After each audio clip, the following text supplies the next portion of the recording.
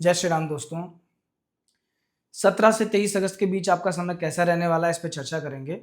और आज के इस राशिफल का जो सबसे मुख्य मोटिव या ऐसा मान लीजिए कि जो संदेश है वो यही है कि जीवन में कर्म और भाग्य दोनों का संतुलन बहुत जरूरी है। अगर मान लीजिए कि आपकी किस्मत बहुत अच्छी है, लेकिन उसके हिसाब से अगर आपके प्रयास नहीं है, तो यकीन मानना वो किस्मत किसी काम की नहीं है। और अगर मान लीजिए कि आप प्रयास तो बहुत कर रहे हैं पर भाग्य आपके साथ नहीं है, तो ऐसी परिस्थिति में भी सफलता कहीं ना कहीं आपसे थोड़ा सा दूर रहेगी। दोनों चीजों का संतुलन बेहद आवश्यक है। फिलहाल जो समय आपका चल रहा है वो यही आपसे मांगता है, ये समय की यही डिमांड है कि आप इन दोनों का संतुलन बना के रखें। क्यों? क्योंकि समय तो आपका अच्छा है, भाग्य का सपोर्ट तो पूरा है, किस्मत तो हर तरीके से आप पे मेहरबान है। और रिसेंटली अभी अभी तो एक बहुत बड़ा चेंज हुआ है। ग्रहों के राजा सूर्य, जो सभी 9 ग्रहों में सबसे इंपॉर्टेंट प्लेनेट होते हैं, सूर्य और चंद्रमा, ये 2 ग्रह बहुत इंपॉर्टेंट है। चंद्रमा के बेस पर हम राशिफल की बात करते हैं, साप्ताहिक राशिफल या जो भी गणना की जाती है। और सूर्य भी इसी तरह से इंपॉर्टेंट है, क्योंकि सूर्य आत्मा है, चंद्रमा मन है। एक स्वस्थ व्यक्ति के लिए उसकी आत्मा का स्वस्थ रहना और मन का स्वस्थ रहना दोनों आवश्यक है। तो ये जो आत्मा के कारक हैं सूर्य, ये सूर्य अभी कर्क राशि से निकलकर सिंह राशि में आ गए, जो कि उनकी स्वयं की राशि है। आपके लिए इंपॉर्टेंट क्यों है, आपके लिए क्या महत्व है इसका? तुला राशि के सभी व्यक्तियों के लिए सूर्य 11th हाउस के लॉर्ड होते हैं, 11वें घर के मालिक। और 11वां घर क्या होता है? Source of income. अपने जीवन में आप पैसा कैसे कमाएंगे, कितना कमाएंगे, कब कमाएंगे, ये सब 11th हाउस डिसाइड करता है। आपको दोस्त कैसे मिलेंगे, दोस्तों से लाभ है कि हानि है, कितना साथ है आपका और उनका, रिलेशनशिप कैसे चलेंगे आपके, कोई झगड़ा तो नहीं लिखा, लोगों के साथ में वाद विवाद तो बहुत ज़्यादा नहीं है, ये सब चीज़ आपका 11th हाउस डिसाइड करता है। और 11वें घर में अभी सूर्य 1 महीने के लिए, मतलब आने वाले 15 सितंबर तक के लिए सूर्य 11th हाउस में आ चुके हैं। और ये बहुत अच्छा समय है प्रॉफिट कमाने के हिसाब से। अभी देखिए, ग्रह तो सारे ठीक हैं, और भी जो ग्रहों की स्थिति है उसके बारे में हर एक राशिफल में चर्चा होती है, इसमें भी हम दोबारा से करेंगे। हाँ, एक बात और है, 12th हाउस में जो शुक्र अभी आपको चल रहे हैं, 12वें घर में शुक्र बहुत अच्छे होता है, लेकिन शुक्र थोड़े से निर्बल है। शुक्र को अगर आप बल देते हैं, अगर शुक्र को थोड़ा सा भी बल देंगे, तो इस शुक्र के जो पॉजिटिव फल मिलने चाहिए आपको, वो आपको और ज्यादा तरीके से मिलेंगे, और ज्यादा अधिकता के साथ मिलेंगे। इसलिए शुक्र को प्रबल करने का कोई अच्छा उपाय भी मैं आपको बताऊंगा, विशेष उपाय है, आप करके देखना, तुरंत फायदा होगा आपको। मतलब विद इन शुक्रवार का करने का उपाय है, लेकिन 1 या 2 शुक्रवार में ये उपाय अपना फल दिखा देता है। तो चर्चा करेंगे, कंटिन्यू बने रहिए। आपके एक एक ग्रह के बारे में, एक एक भाव के बारे में, आने वाले 7 डेज के बारे में, कि ये 7 दिन आपसे क्या चाहते हैं और आपके लिए क्या लेके आए, उन सब के बारे में चर्चा होगी। कंटिन्यू बने रहिए आप हमारे साथ में। तो देखिए, सबसे पहली बात, जो बड़ा बदलाव हुआ है उसी के बारे में हम चर्चा कर लेंगे। 11वें घर में सूर्य दशम भाव से निकलकर 11th में चले गए। यहाँ बैठे हुए सूर्य सबसे पहले तो क्या करेंगे, दोस्तों से फायदा देंगे। कि अगर आप ग्रुप में कोई काम करते हैं या दोस्तों के सहयोग से कोई काम करना चाहते हैं, आपके फ्रेंड सर्किल में 2-4 लोग मिलकर काम करना चाहते हैं, तो अभी उस काम के आगे बढ़ने का समय है। अभी उस काम को आप बढ़ा सकते हो आगे, क्योंकि कोई ना कोई योग या कोई ना कोई संजोग ऐसा बना हुआ है कि जो उस काम को आगे लेके जाएगा। 11वें घर के सूर्य नया सोर्स ऑफ इनकम देते हैं, कि कोई नया तरीका पैसा कमाने का सामने आ सकता है, या हो सकता है कि कोई पैरेलली कोई दूसरा काम भी आप शुरू कर दो। 11th हाउस में सूर्य सरकार से लाभ देते हैं, पॉलिटिक्स से लाभ देते हैं, पॉलिटिशियंस से लाभ देते हैं। अगर आप सरकारी व्यक्ति हैं, तो इस समय पर आप महसूस करेंगे कि अगले 1 महीने के अंदर आपके जो बॉस वगैरह हैं, आपके जो अफसर हैं, वो आपसे प्रसन्न रहेंगे, उनकी और आपके बीच में निकटता रहेगी। वो आपको जिम्मेदारी देंगे, आप जिम्मेदारी को जिम्मेदारी पूर्वक निर्वहन करोगे, जिसकी वजह से आपकी इमेज भी बनेगी, पैसा भी बनेगा, और आगे जाकर के आपको इसका फायदा भी मिलेगा। किसी भी टाइप का गवर्नमेंट से जुड़ा काम है, सपोज आप एक कॉन्ट्रैक्टर हैं या कोई लाइजनिंग से जुड़ा काम है आपका, तो भी ये मान के चलना कि ये जो समय आपके लिए ये बहुत खास है, आपके काम को एक नए लेवल पे लेके जाएगा। कुछ नए बहुत अच्छे टेंडर आपको मिल सकते हैं, कोई नया अच्छा काम मिल सकता है, ये सब। तो देखिए, प्रयास आपको करना पड़ेगा, भाग्य आपके साथ है, प्रयास आपको करना पड़ेगा। 11th हाउस पराक्रम का भी होता है, 3rd हाउस और 11th हाउस दोनों। तो अभी इस समय आपकी मेहनत से, खुद के पराक्रम से, खुद के स्किल्स के जरिए आपको आगे बढ़ने का मौका मिलेगा। सूर्य पिता के कारक हैं, तो कहीं ना कहीं आपके जो पिताजी हैं उनके साथ में कुछ बेटर होगा, पिता से रिश्ते आपके सुधरेंगे, पिता के स्वास्थ्य में सुधार देखने को मिलेगा। अभी 1 बाय 1 एक एक ग्रह के बारे में बात करेंगे। तो सबसे पहले राहु आपके पंचम भाव में बैठे हुए हैं। देखिए, फिफ्थ हाउस में राहु अच्छे और बुरे दोनों फल देता है। आकस्मिक धन लाभ के जितने भी साधन है उनके प्रति अट्रैक्शन देगा। आपका मन करेगा कि मैं एक साथ ज़्यादा पैसा कमा लूँ, कोई ऐसा काम करूँ जहाँ से मुझे अचानक पैसा आ जाए, कमीशन से जुड़ा हुआ काम या सडन कोई पैसा आ जाए, थोड़ा रिस्की काम हो, शेयर मार्केट वगैरह, इस तरह की चीज़ों के प्रति आपका झुकाव बढ़ेगा। आप ये काम कर सकते हैं, थोड़ा-सा आपकी कुंडली के ग्रह गोचर देख के कि कब किस समय दशा आपको सही चल रही है उसके अनुसार कीजिए। दूसरा, जो भी करते हो पूरा दिमाग लगा के लिमिटेड तरीके से करना है कि बहुत उधार लेके फिर उस तरीके से आपको कहीं भी बहुत रिस्क वाली जगह पे पैसा इन्वेस्ट नहीं करना, नहीं तो राहु नुकसान भी दे देता है। पंचम भाव के राहु का एक नेगेटिव असर होता है कि ये क्या करते हैं, व्यक्ति को कभी-कभी पूजा पाठ से दूर कर देते हैं। जो डेली का एक रूटीन है आपका कि रोज उठना, पूजा पाठ करना, कुछ दान पुण्य करना, जो भी रूटीन एक्स वाई जेड है, वो रूटीन थोड़ा-सा डिस्टर्ब हो सकता है। तो आपको इस समय पर अपना रूटीन बना के रखना है। आपकी जो दैनिक दिनचर्या है उसको डिस्टर्ब नहीं करना। पूजा पाठ ज़रूर करना है, क्योंकि राहु पर बृहस्पति का अंकुश ज़रूरी है।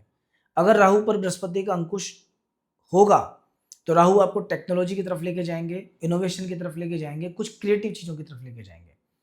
राहु से बृहस्पति का अंकुश हटा, तो फिर आपको नशे की तरफ लेके जाएँगे, नेगेटिविटी की तरफ लेके जाएँगे, भूत-प्रेत से परेशान करेंगे, शेयर सट्टा, जुआ से आपको नुकसान देंगे।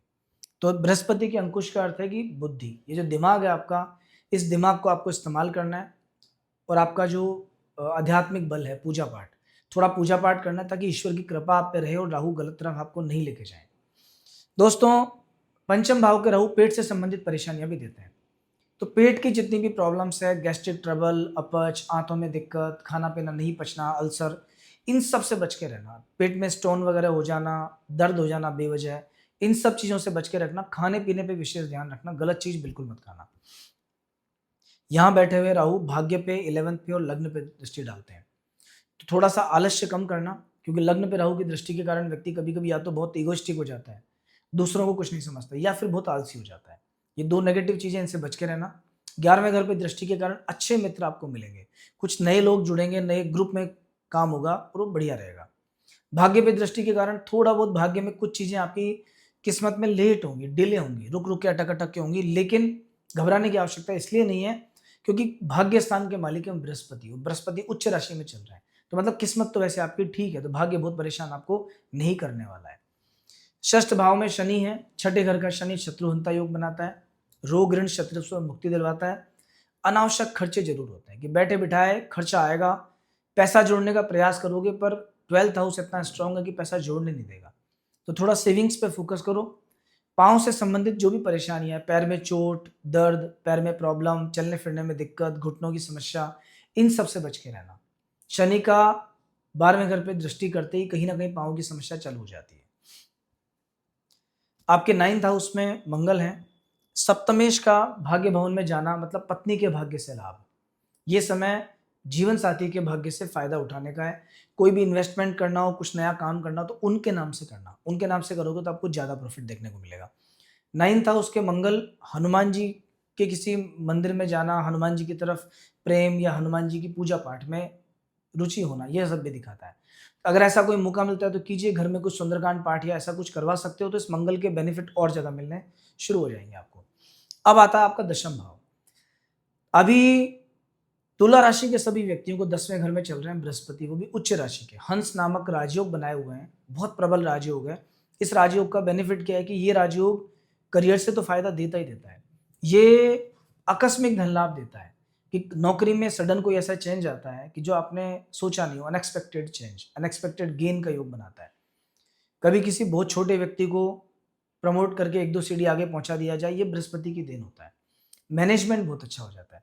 तो अगर आपके ऑफिस में कोई प्रमोशन, इंक्रीमेंट या ऐसी कोई भी बातचीत चल रही है, ऐसी कोई भी चीज़ चल रही है, आपके लिए फेवरेबल होने के चांस बहुत ज़्यादा है।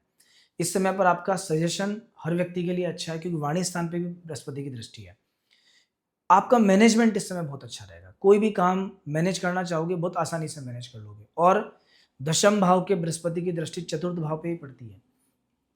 तो जमीन, प्रॉपर्टी, बना बनाया मकान, फ्लैट, व्हीकल, इन सब से जुड़ी कोई भी चीज आपके भाग्य में जल्दी आना लिखा है, आने वाले 6-8 महीनों में ही।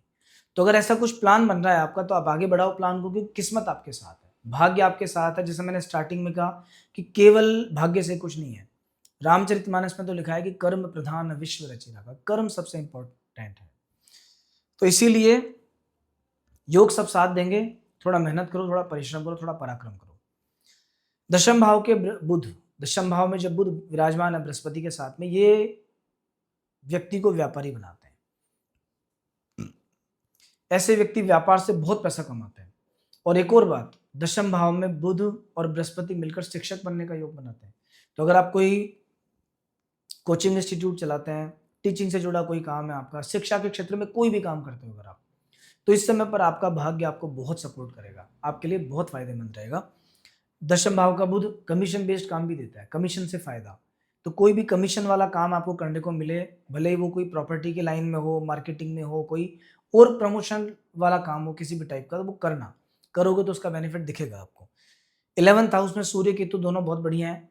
केतु थोड़ा सा गड़बड़ है, केतु के कारण कंधे की चोट, कान की परेशानी, इनका ध्यान रखना। ये सब परेशानियां जरा सी सामने देखने को मिल सकती है।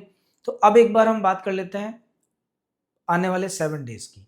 और जैसा मैंने आपको बताया कि शुक्र आपके 12वें घर में है, गोचर में भी। 12वें घर का शुक्र कहते हैं कि ऐश्वर्य देता है व्यक्ति को, सुख सुविधाएं ऐसा व्यक्ति भोगता है। लेकिन नीच राशि में जब कोई ग्रह चले जाता है, उसका बल कमजोर हो जाता है। तो इस शुक्र को कैसे मजबूत किया जाए, किस तरह से इसका फायदा आपको मिले और आपके लाइफ में लग्जरी बढ़े, पैसा बढ़े, ऐश्वर्य बढ़े, शांति मिले, सुख बढ़े, उसका उपाय मैं आपको बताऊंगा। अनुभूत उपाय है, बहुत लोगों ने किया है, बहुत बेनिफिट इसका देखने को मिला है। करने के बाद 1 या 2 वीक में ही अपना असर दिखाना शुरू कर देता है। तो चर्चा करूंगा, लेकिन पहले एक बार बात कर लेते हैं 7 डेज की, ताकि इन दिनों में तो कोई दिक्कत नहीं हो, अदरवाइज उसका उपाय भी अपन साथ में लेंगे। 17 तारीख से वीक स्टार्ट है, 17, 18, 19, इन 3 दिनों के अंदर 12th हाउस में चंद्रमा रहेंगे। तो सोमवार, मंगलवार, बुधवार, ये सप्ताह की शुरुआत ज़्यादा बढ़िया है नहीं, मतलब ये 3 दिन थोड़े से खराब कहे जाएंगे। क्यों? क्योंकि 12वें घर के चंद्रमा सबसे पहले तो स्ट्रेस देते हैं, दूसरा एनर्जी लेवल डाउन करते हैं, तीसरा किसी चीज़ से टेंशन भी देते हैं। कोई फैमिली की चिंता हो, पैसे की चिंता हो, व्यापार की चिंता हो, कोई सी भी चिंता हो, पर कोई ना कोई चिंता आदमी के दिमाग में घर कर जाती है। सर्दी, खांसी, जुकाम, कफ, कोल्ड, एलर्जिक प्रॉब्लम्स, ऐसी कोई भी चीज़ अगर स्टार्ट हो गई तो 2-4 दिन पीछे नहीं छोड़ेगी आपका। तो सोम, मंगल और बुध, इन 3 दिनों में थोड़ा पेशेंस रखना, नए काम की शुरुआत मत करना, किसी से झगड़ा मत करना। 20 तारीख और 21 तारीख, ये 2 दिन ऐसे हैं कि जब आपका समय आपका साथ देगा। लग्न में चंद्रमा विराजमान है, हमने यहाँ लिख भी रखा है कि 20 और 21 आपका बेस्ट डे है इस वीक का। इन 2 दिनों में किस्मत का सपोर्ट मिलेगा पूरा आपको, भाग्य पूरे तरीके से साथ देगा, मन थोड़ा प्रसन्न रहेगा, और कोई भी काम करना चाहोगे तो उसका रिजल्ट अच्छा आएगा। 20 तारीख और 21 तारीख, 22 और 23 ये मिले जुले फल वाला दिन है। क्यों? धन के स्थान में चंद्रमा है, फाइनेंस के मामले में तो बढ़िया है, लेकिन इन्वेस्टमेंट करना ठीक नहीं है।